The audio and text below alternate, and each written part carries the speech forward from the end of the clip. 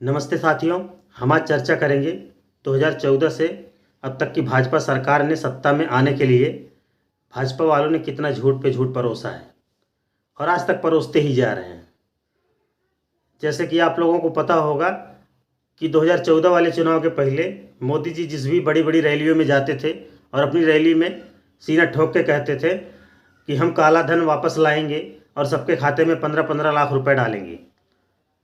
उनका दूसरा झूठ था, जो झूठ साबित हुआ, कि हम हर साल देश के युवाओं को, नौजवानों को 2 करोड़ नौकरी देने का काम करेंगे। साथियों, ऐसे अगर झूठ की गिनती हो तो ये वीडियो कई घंटों का बन जाएगा, जितना झूठ आज तक इन्होंने बोला। साथियों, समझने की बात यह है कि एक 2018 में, अभी जल्दी की बात है, मोदी जी ने एक ट्वीट किया था। उस ट्वीट में उन्होंने बोला कि पूरे भारत के सभी राज्यों के सभी गांवों में बिजली का काम पूरा हुआ, मतलब सभी गांवों में बिजली पहुंच गया। साथियों, अभी हाल फिलहाल 2-3 दिन पहले समाचार पत्र में आया कि जो भारतीय जनता पार्टी की उम्मीदवार हैं द्रौपदी मुर्मू जी, उनके गांव में आज तक बिजली नहीं है। अभी 3-4 दिन पहले उनके गांव में तार खिंचवाए जा रहे हैं, पोल गड़वाए जा रहे हैं, अब जाके उनके गांव में बिजली पहुंची। साथियों, वो द्रौपदी मुर्मू जो दो बार विधायक रही हैं, उसके पहले वहाँ पार्षद रह चुकी हैं, विधायक रहते हुए मंत्री भी थी वो। अभी 2015 से 2019 तक राज्यपाल भी थी, 21 तक। द्रौपदी मुर्मू इतनी ऊंची शख्सियत होने के बाद जब अपने गांव में बिजली तक नहीं खिंचवा पाई, तो आपको क्या लग रहा है कि राष्ट्रपति हो जाएंगी तो आपके जो काम रुके पड़े हैं वो सब काम हो जाएंगे?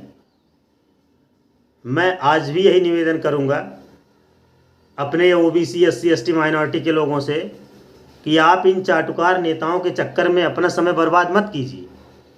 आप इनके पीछे भागना बंद कीजिए। मैंने अभी कल भी एक वीडियो अपलोड किया था कि सन 2006 में एक घटना हुई थी।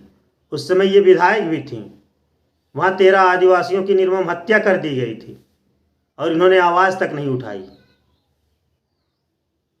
जब ये आवाज़ नहीं उठाई तो अपने गांव में बिजली क्या खिंचवा पाती?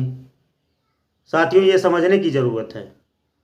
अब हम जितने भी एससी, एसटी, माइनॉरिटी के लोग हैं, हमारे अपने, मैं यही इनसे निवेदन करूंगा कि इन चाटुकार नेताओं के चक्कर में ना पड़ें, अपने नेता को चुनें अगर अपने लिए कुछ करना है तो।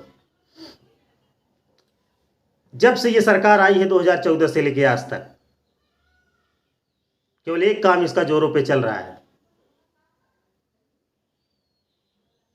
मंदिर बनवाने का काम। हम गलत नहीं कह रहे हैं कि आप मंदिर मत बनवाओ, मंदिर बनवाओ, दीप जलवाओ, सारे काम, जितने काम होते हैं वो सारे काम करो। लेकिन जो आप लोगों की वजह से 70% युवा सड़कों पर बेरोजगार घूम रहा है, उसके बारे में भी तो सोचो। उसके नौकरी के बारे में सोचो, उसके रोजगार के बारे में सोचो। आपने तो नोटबंदी लाया, आप तो जीएसटी लाए, आपकी वजह से कल कारखाने चौपट हो गए, आपकी वजह से तो जो है तमाम सारे, जितना आपने वादा किया था कि हम ये स्कूल खोलेंगे, ये करेंगे, वो करेंगे, वो तब तो कुछ किया नहीं आप लोगों ने, भाजपा के लोगों ने। तो साथियों, जब तक हमारे देश की, हमें भी पता है, जब तक हमारे देश में मैन्युफैक्चरिंग व्यवस्था नहीं बढ़ाई जाएगी, तब तक हमारे देश के युवा बेरोजगार ऐसे घूमते रहेंगे। पूरे देश का सिस्टम बिगाड़ के रखा है इन लोगों ने, भाजपा के लोगों ने। साथियों, ये लोग, ये सब आप लोग बहुत अच्छे तरीके से समझो और गहराई में जाके समझो। देश को डुबा रहे हैं ये लोग।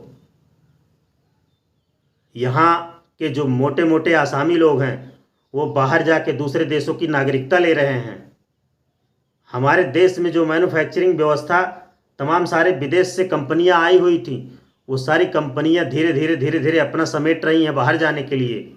यहाँ क्या बचेगा? हमारे देश के लोग बाहर देशों में कमाने जाते हैं, सऊदी में, दुबई में, या फिर तमाम सारे देशों में कमाने जाते हैं।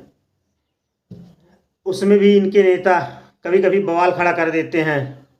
जो बेचारे वहाँ रह रहे हैं वहाँ भी परेशानी है, वहाँ से निकाले जाते हैं, भगाए जाते हैं, बेइज्जत होते हैं। इनकी वजह से वहाँ हमारे राजदूत बेइज्जत हो रहे हैं। ऐसा अनाप शनाप बयानबाजी ये लोग करते रहते हैं।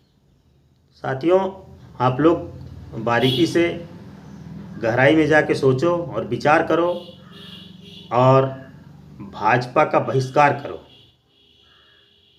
साथियों, भाजपा हटाओ, देश बचाओ। नमो बुद्धाय। जय भीम, जय भारत।